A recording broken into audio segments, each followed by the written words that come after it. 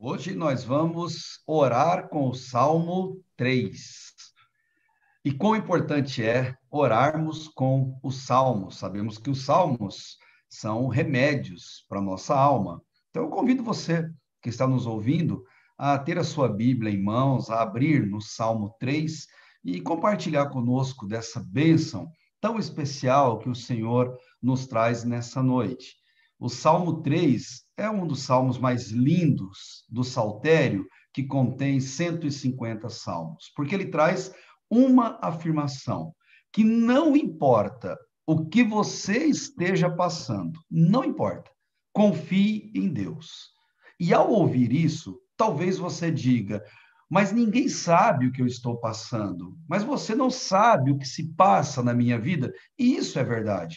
Nós não sabemos o que o outro está passando, mas ao olharmos para a palavra de Deus e para o Salmo 3, nós saberemos o que Davi estava passando, porque ele mesmo nos relatou isso no primeiro Salmo, livre, sem a contaminação das atividades que o dia nos reserva. E olhando para o Salmo, nós sabemos que Davi estava enfrentando uma dificuldade tão grande que é possível que nenhum de nós nunca enfrente o que ele estava passando. Ele passava por uma dificuldade que ele não via solução para o seu problema. Ele não via uma famosa luz no fim do túnel, porque a maldade que intentavam fazer contra ele era, humanamente falando imbatível, insuperável. Mas era só humanamente, pois aos olhos de Deus nada é impossível e aquela dificuldade era de fácil resolução. Se você quer conhecer o enredo da história por detrás do Salmo, leia 2 Samuel, capítulo 15, especificamente do verso 13 ao verso 17, pois lá Samuel nos conta o que levou Davi a essa situação de angústia e de desespero, nos dando ricos detalhes. Mas em uma frase, ele diz: todo o povo de Israel segue decididamente a Absalão. Absalão era um dos filhos de Davi, o filho mais parecido com seu pai em matéria de caráter. A forma que esse jovem usou para conquistar o coração do povo foi suja, sórdida, de uma maneira extremamente triste de ser analisada.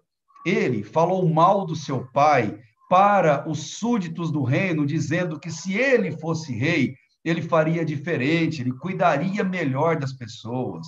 Absalão usava de bajulação da mais baixa possível. Ele se aproveitou que Aitofel, conselheiro, amigo íntimo de Davi, o melhor amigo que Davi teve na terra, estava zangado, magoado com Davi por conta do que Davi fez com Batseba naquele adultério, e Aitofel era avô de Batseba e não aceitou aquilo. Absalão, perante o povo, ele tinha demonstrado uma coragem grande, porque ele havia matado o seu meio-irmão Aminon, homem que havia estuprado Tamar, que também era meia-irmã dele e irmã de pai e mãe de Absalão. Enquanto Davi procurava colocar panos quentes na situação, Absalão, ele atuava. Além de tudo isso, para você entender o Salmo, Absalão era vaidoso, mentiroso, desleal e extremamente ambicioso. E, queridos, uma pessoa ambiciosa, ela provoca muitos males e tristezas contra todos que cruzem o seu caminho, porque a ambição de uma pessoa má sempre se vira contra uma pessoa boa, e quando isso acontece, quando a felicidade do outro incomoda e o desejo do ambicioso é ter mais ou ser mais, implica necessariamente em passar por cima dessa pessoa para atingir seus objetivos. O foco de Absalão se virou contra Davi. E para reinar sobre o povo de Israel, ele precisava matar o seu próprio pai. E pasmem, ele não pensou duas vezes. Terrível isso. Ele ouviu um conselho muito sábio de Aitofel, que se ele seguisse à risca, ele teria pego Davi triste, deprimido, sem força nenhuma para lutar, e o pior, Boa parte do exército de Davi já havia migrado para o lado de Absalão. Davi, ele estava acabado como pessoa. Ele perdeu, gente, de uma única vez, a lealdade do seu maior amigo, o respeito do seu filho mais parecido consigo, e perdeu também a lealdade de boa parte do seu exército. Para Davi, só faltava perder duas coisas: o trono e, consequentemente, a vida. Davi sofreu as piores decepções, as mais dolorosas decepções na vida, porque elas vieram de quem ele menos esperava. Esse é o panorama, o contexto em que ele compôs o Salmo 3, a oração, a música, a poesia do Salmo 3. Davi estava frustrado, e assim também é conosco. Quando nós estamos tristes, fragilizados, nossa imunidade baixa, nós perdemos a saúde, ficamos suscetíveis a adoecimentos, e são nesses momentos que muitos desistem de lutar, outros desistem de prosseguir numa função que exercem. Tantos outros desistem de prosseguir num relacionamento que juraram manter um ao outro pela vida toda. E outros, infelizmente, desistem de viver. Mas Davi não. Ele tinha um Deus que o amava, que o escolhera para ser rei, que o perdoou do seu grave pecado com Batseba e Urias quando ele o cometeu. Deus lhe prometeu, isso é lindo, um reino duradouro, e em Deus ele podia confiar. O Salmo 3, como todos os salmos, são remédio para a alma. E quando, e não se, você estiver abatido, angustiado, recorra ao Salmo 3. E junto com Davi, no Salmo da manhã, demonstre confiança naquele que nunca vai te trair, naquele que nunca vai te desapontar, nunca vai te decepcionar. Eu falo de Deus, é claro, pois Deus o que promete, ele cumpre. Davi orou, Davi cantou, Davi louvou a Deus e nos apresentou o que chamamos de um modelo de louvor, um modelo de paz e um modelo de oração em meio às pressões da vida. Isso é o Salmo 3. Esse salmo é o segredo de Davi para superar as crises na vida. E graças a Deus, ele compartilhou conosco, eu quero compartilhar com você em 3 pontos principais. Primeiro, Davi relatou a Deus quais eram as suas dificuldades. E é o mesmo que nós temos que fazer. Olha o versículo 1 e o versículo 2. Senhor, como o número dos meus adversários tem crescido, muitos se levantam contra mim, muitos dizem de mim, em Deus não há salvação para ele. E no final, entre parênteses ou colchetes, aparece a frase Selá ou interlúdio. Davi faz uma observação interessantíssima. Nossas aflições, elas podem se multiplicar, elas podem crescer, e com elas, os nossos adversários. Mas tudo que Deus nos permite passar é pedagógico, é para o nosso bem. Afinal, Paulo vai ensinar isso lá depois do Novo Testamento, em Romanos 8, 28, quando ele diz: todas as coisas cooperam para o bem daquele que ama a Deus.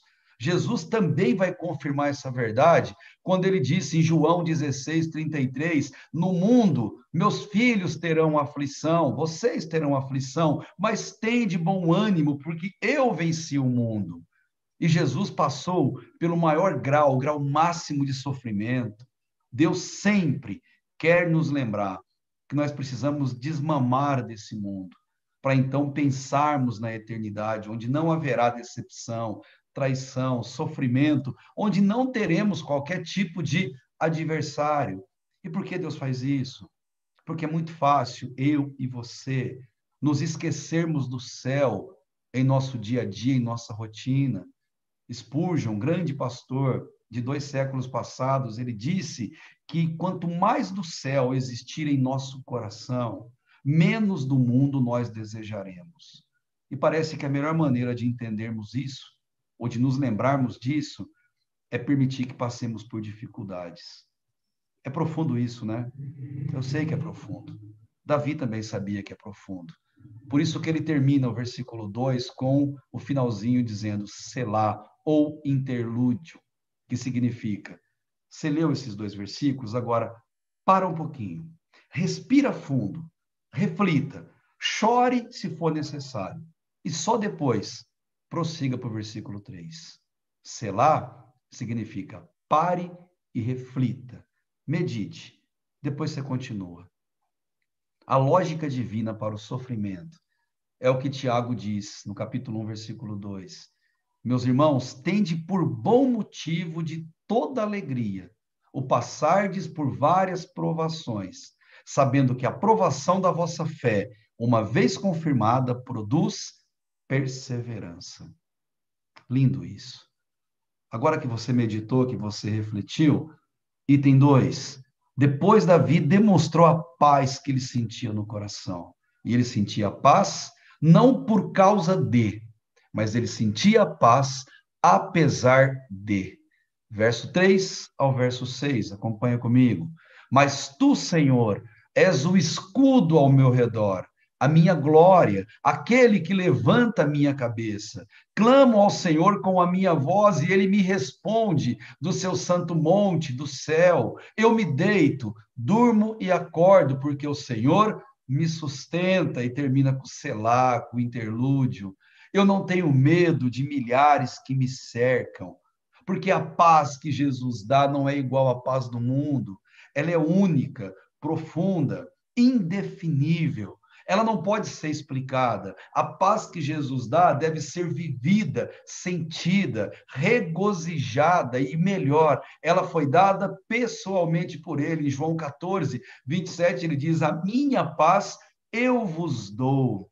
Ele está dizendo, o Davi, que Deus está diante dele como um escudo. Queridos, se Deus estiver diante da tua vida como um escudo, quem poderá fazer algum mal a você?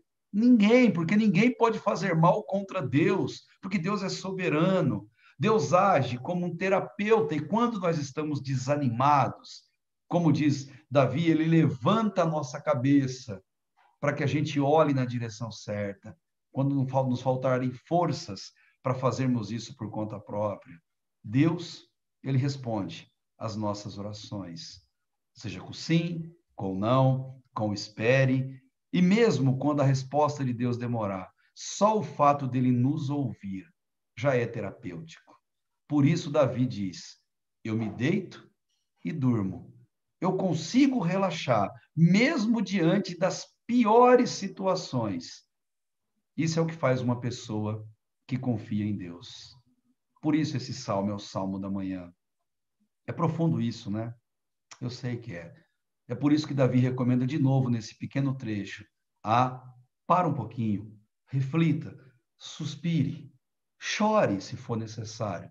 Só depois você continua para o versículo 7. Ele declarou: eu não tenho medo de nada.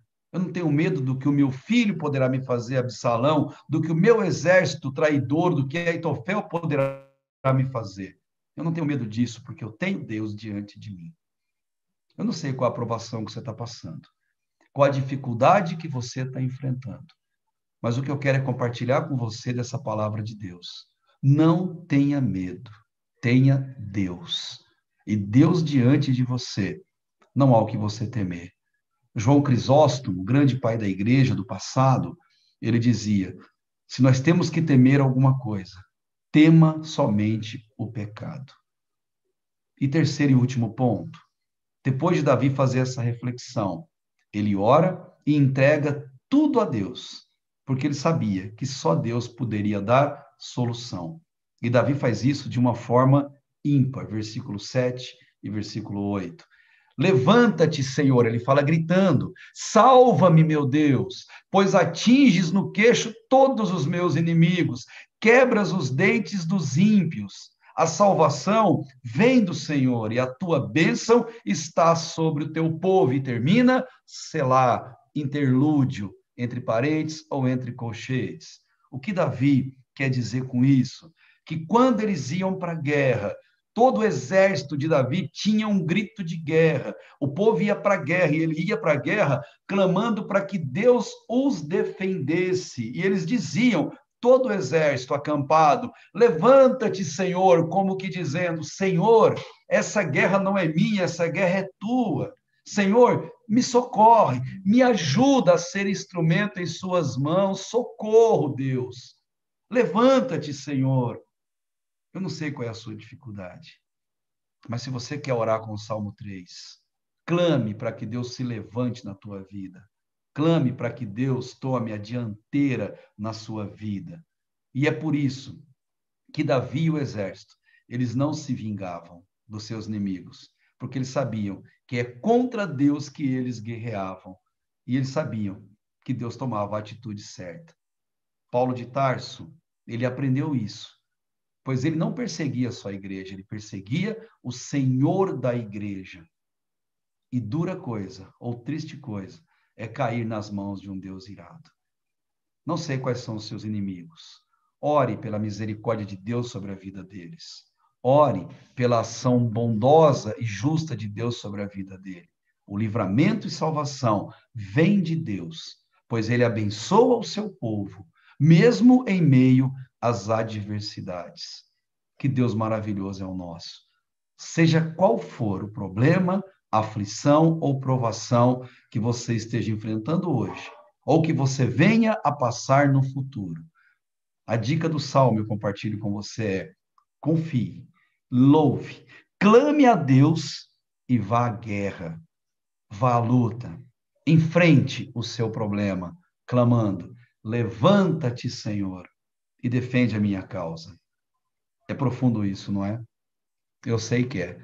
E é por isso que Davi termina recomendando, com selá ou com interlúdio, dizendo: reflita, respire, chore se for necessário, pare um pouquinho e só depois prossiga para o Salmo 4.